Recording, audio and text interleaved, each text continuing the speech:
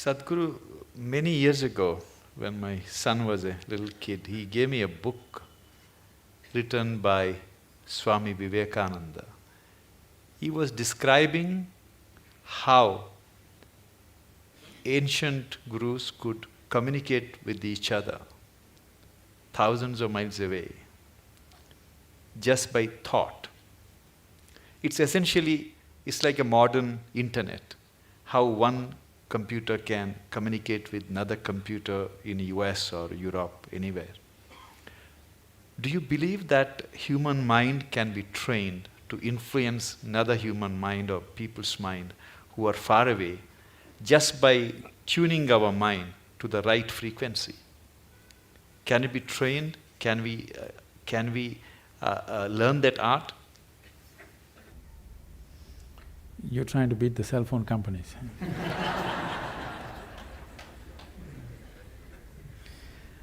It's not just about the mind. See, when we say mind, the English word mind is only generally referring to only the thought process. Thought process is the most surface element of your mind.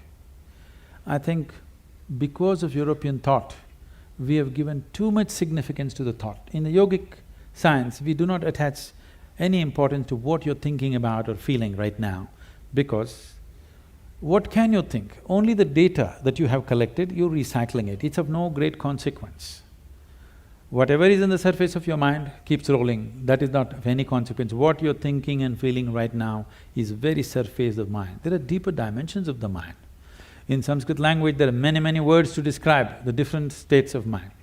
But now there is one aspect of the mind, for lack of time and stuff, I'll leave those things. There is one aspect of the mind which we refer to as chitta. Chitta is the innermost core of the mind, which is your connection with what we are referring to as consciousness. If your chitta becomes conscious, if your chitta acquires a certain level of conscious control, if you acquire, now you have access to your consciousness. What we are referring to as consciousness is that dimension which is neither physical, nor is it electrical, nor is it electromagnetic. It is a quantum leap from physical to non-physical dimension. A non-physical dimension being the lap of the existence. It is the non-physical in whose lap the physical is happening. Physical is a small happening. In this cosmos, not even 2% or not even 1% is physical, rest is non-physical. This non-physical dimension, in the yogic terminology, we use a specific sound which is connected with that dimension. Today it's all very highly distorted. We call this Shiva. That means that which is not. When we say Shiva, we are not referring to some man sitting up there. We are talking about a dimension which is not, but it is in the lap of this dimension, everything that is happens. So if your chitta becomes even mildly conscious, your ability to not only communicate an idea or a thought, even to deliver something is possible. Physically deliver something is possible. So, is it a possibility? Definitely it is. Right now, can we teach it to all these people? In theory, yes. But are they willing to work towards it? That's a question mark. One big problem is, our education systems are such, we have glorified our thought to such a place. First, to bring that down itself will take time. To make them understand the stupidity of their thought, it will take a whole lot of time. Because everybody thinks they're smart, but actually the smartest thing about most people is their phone.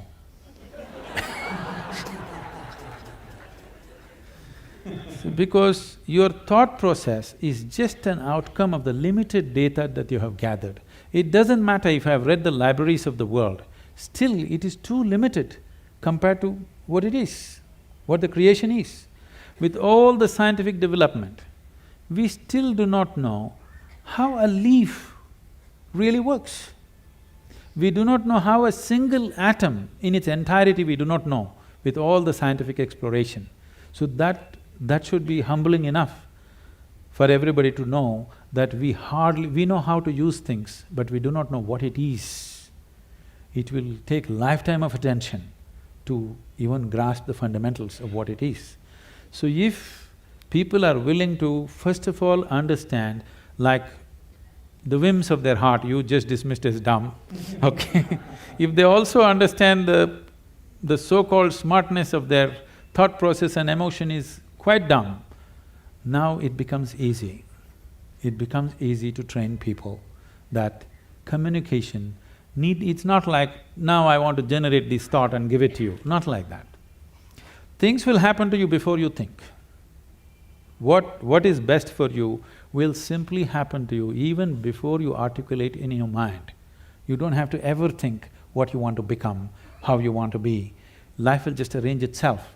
An intelligence beyond what you can contain in this bone box starts working for you, and it'll work. You heard of Ramanujam and others just opened a window with their Devi, and he becomes that kind of a mathematician, which is, even today after 1 century, they're still trying to figure out what he said. And the mathematical calculations that he gave is the backbone for describing the black holes in the universe. When he was there was no word called black hole, nobody knew there is such a thing. When we say black hole, what we are talking about is the curve of time and gravity, which is something modern science is battling with. He made mathematical background for that. As the curve increases, what is in existence, physical existence, becomes non-existence. So this is what it is when we say yoga. You reduce the curve in such a way that what is largely physical becomes non-physical. Once it's non-physical, time and space is not an issue. Once time and space is not an issue, communication is simply there.